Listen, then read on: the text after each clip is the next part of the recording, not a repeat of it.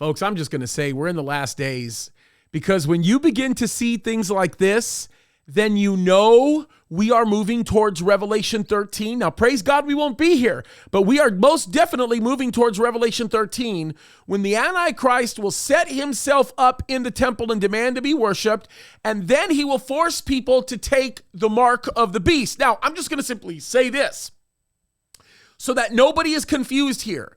Nobody will be tricked into taking the mark of the beast.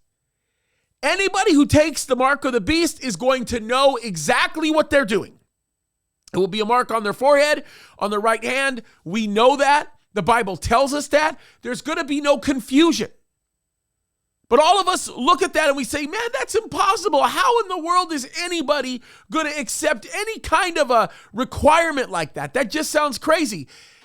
And we've been saying that for quite some time, except for the fact that in the last year and a half, we've been watching how easy it can become.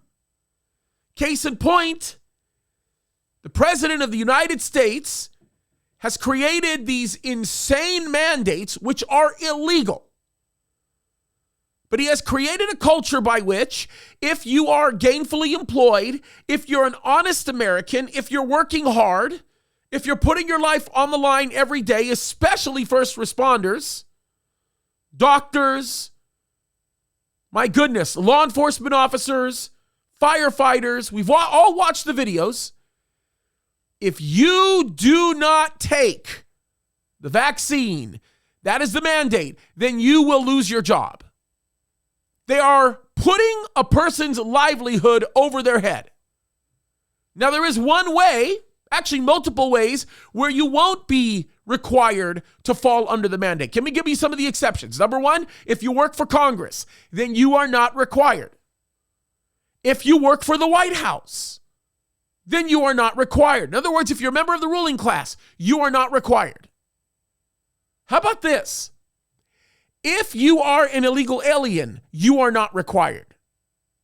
They tried to make it law, and all the Democrats blocked it.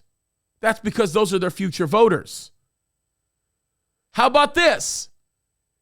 If you want to lose your job and then you go on welfare, you also won't be mandated. Those are the exceptions. Let me tell you what it sounds like to me. It sounds like to me that our freedoms are being taken away. It's very, very obvious. And the creation of a new society is coming. I'm telling you this right now. We've been talking about this. We've been saying that there is a coming one world government. We know what's happening. It's taking place, folks. It's right under our nose. You should be able to have the freedom to do anything that you want with your body. That's what everybody's been saying when it comes to the abortion issue. Yet, of course, little children are not part of the body of a woman who's carrying that child. It's a completely different life. We'll just leave that alone. Oh, it's my body, my choice, except when it's your body, my choice. It's in essence what the president is saying. And folks, we are going in that direction. Listen, I'm going to say this. I've said it many times. 2 Thessalonians chapter 2 tells us that the Antichrist will not even be able to reveal himself until the church is actually raptured. And the reason that Paul lists is because we act as the restraining force. Those of us filled with the Spirit of God, we act as the restraining force from evil to coming into its full fruition. Yet at the same time, we are acting as though God has not called us to that. It's time to walk away from the woke industrial complex and listening to the lies that people are telling us. And it's time for us to get involved and to take a stand for righteousness and to do what God has asked us and called us to do. We have that liberty. God has given it to us. It was God's idea, not man's idea. And it's time to take a stand for righteousness. We must use every legal remedy allotted to us to stand up for righteousness and for freedom. Folks, the days are getting darker. And I cannot believe that I'm saying this, but we are in a country right now that is becoming more and more Marxist by the moment. It's time to take a stand. We need to be praying, preaching the gospel. Of course, that's a given.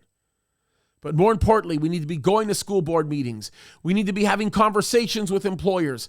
We need to take a stand for righteousness because our very freedoms are at risk in this nation. And if we don't do anything about it, they'll all be gone. So it's time to take a stand, you guys. God bless you.